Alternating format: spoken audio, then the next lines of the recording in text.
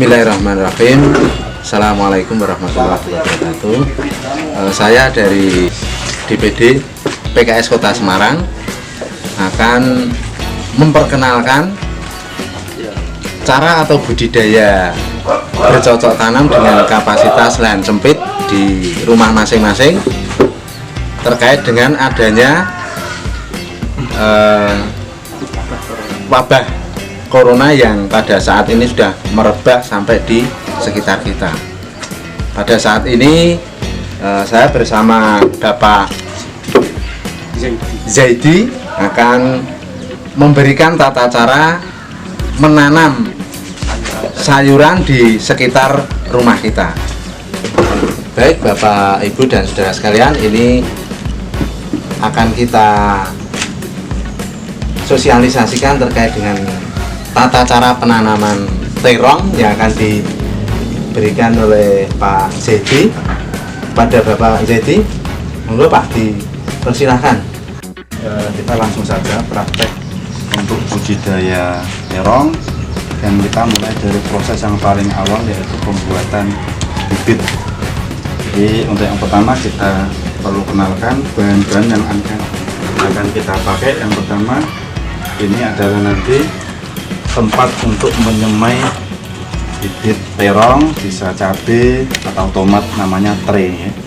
Kemudian untuk bahan selanjutnya ini namanya kokopit atau sabut kelapa yang sudah digiling halus untuk mempercepat pertumbuhan akar.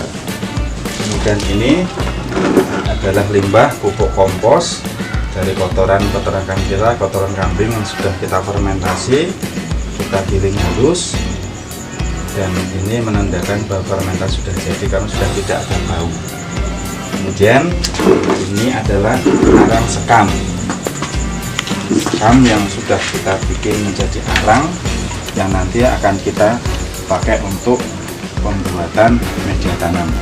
Langsung saja untuk perbandingannya, nanti kita pakai perbandingan seimbang 1-1-1. Jadi nanti sekamnya 1, langsung praktek saja. Sekam 1 kakar ini. Kemudian ini pupuk kompos yang sudah jadi juga sama 1. Kemudian ini kokopit atau sabut kelapa yang sudah halus 1 juga. Kemudian setelah tercampur, kita aduk biar rata, dan masing-masing dari bahan ini mempunyai kegunaan yang berbeda-beda. Kalau misalnya tadi pupuk kompos fungsinya untuk menyuburkan tanaman supaya bibit itu cepat tumbuh. Kemudian kalau kokopit fungsi untuk mempercepat pertumbuhan akar. Kalau arang sekam supaya nanti di media tanam itu ada rongga, jadi tidak padat. Setelah ini tercampur, kemudian kita langsung taburkan saja. Jadi enaknya kalau kita membuat media tray itu lebih cepat daripada kita menggunakan media polybag atau tempat yang lain. Mohon maaf Bapak, ini saya mau tanya dulu terkait dengan tray ini bisa didapat di mana? Kalau tray biasanya kita dapat dari toko-toko pertanian. Kalau enggak, sekarang sudah modern, kita bisa beli secara online Pak. Oh iya iya. Harganya bervariasi, ada yang 15.000, ada yang 25.000, tergantung nanti kualitas tray itu dan jumlah lubangnya ini Pak. Kalau ini yang kita pakai nanti ukuran lubangnya ini, satu tray berisi 200 tanaman. 200 tanaman. Ini segini 200 tanaman. Iya. Jadi banyak bermacam Pak, ada yang 160, itu tergantung kebutuhan kita. Setelah ini Pak ya, lanjut. Kemudian kita siram biar media ini padat.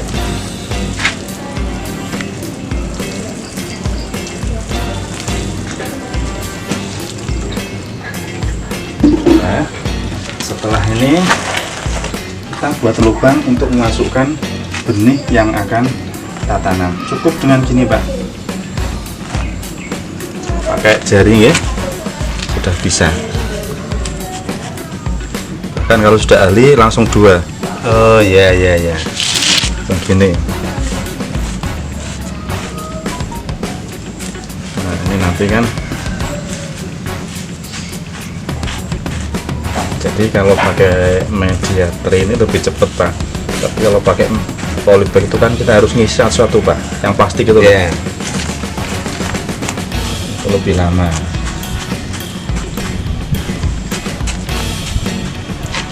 Nah, setelah ada lubang, nah kemudian ini kita masukkan Pak.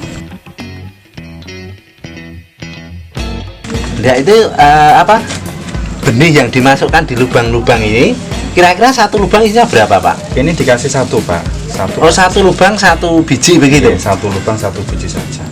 Oh iya. Soalnya ketika kita nanti membuat bibit itu kan juga nanti ada seleksi Pak, pasti ada seleksi. Ada yang kadang-kadang daya tumbuhnya kurang bagus, itu nanti kan berbeda-beda. Jadi satu-satu Pak. Wah ya lama juga ya. Iya, memang kalau di dunia pertanian harus telaten Pak ya.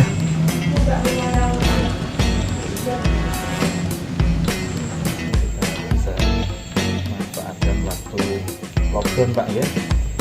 Nanti bisa buat seperti ini. Kuyuran ya kemana-mana.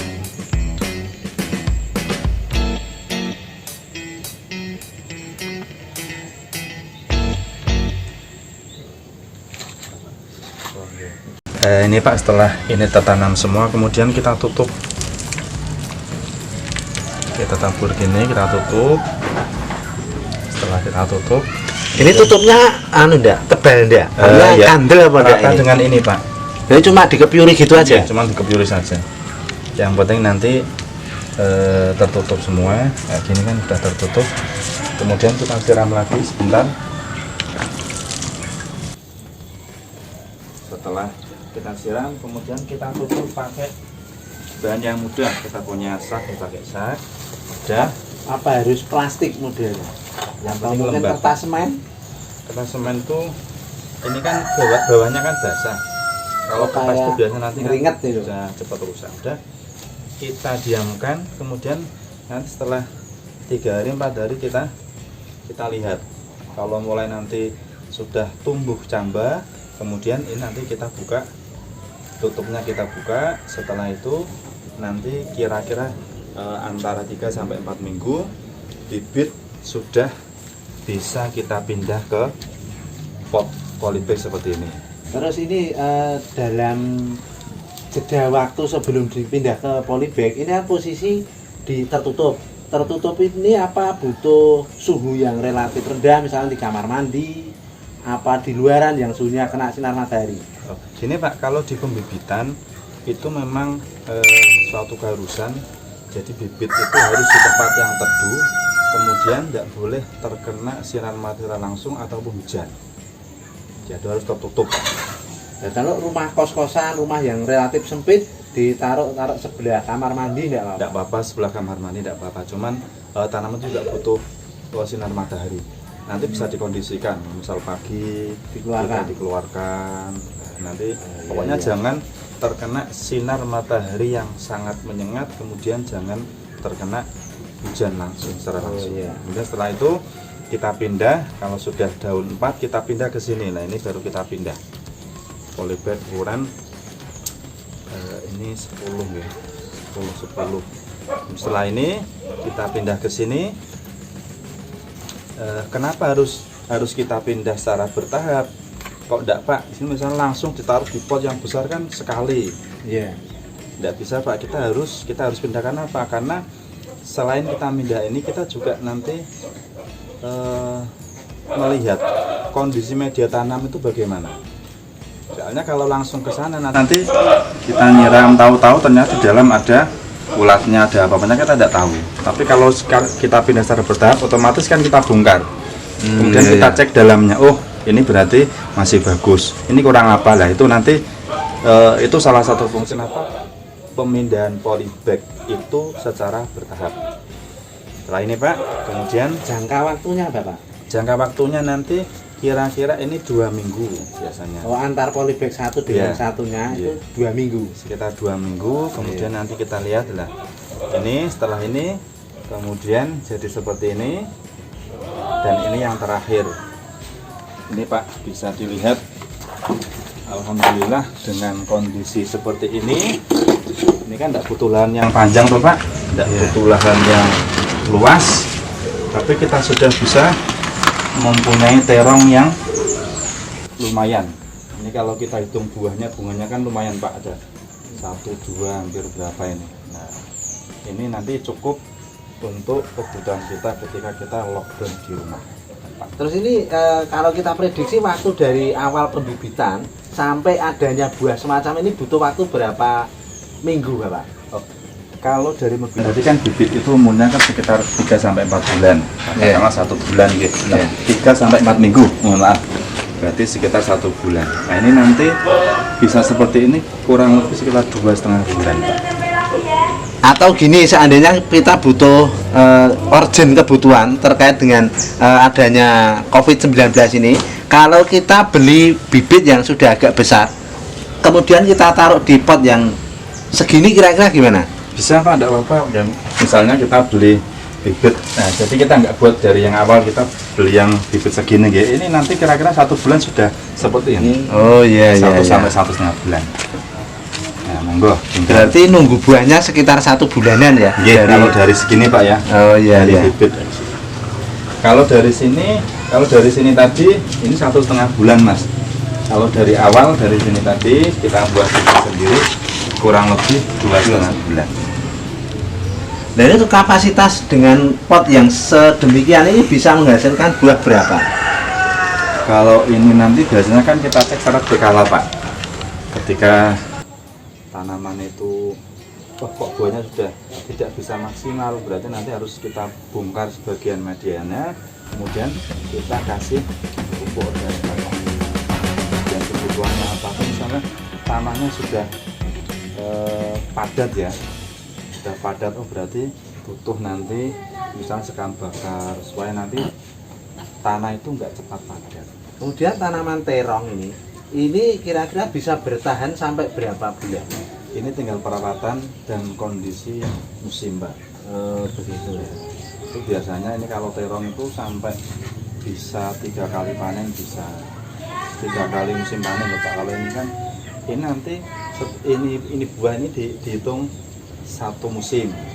Kemudian nanti kalau bagus, masih kondisi media tanamnya bagus, kemudian perawatan bagus, bisa 2 panen lagi, bisa panen lagi. Satu pohon ini kira-kira bisa menghasilkan 1 kali panen itu berapa buah atau berapa biji ya? Kalau taruh ini, kalau ini tadi kita hitungkan ada sekitar 18 bunga.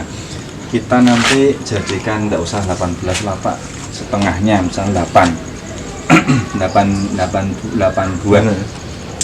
Kalau 1 terong itu berapa ya kira-kira bobotnya?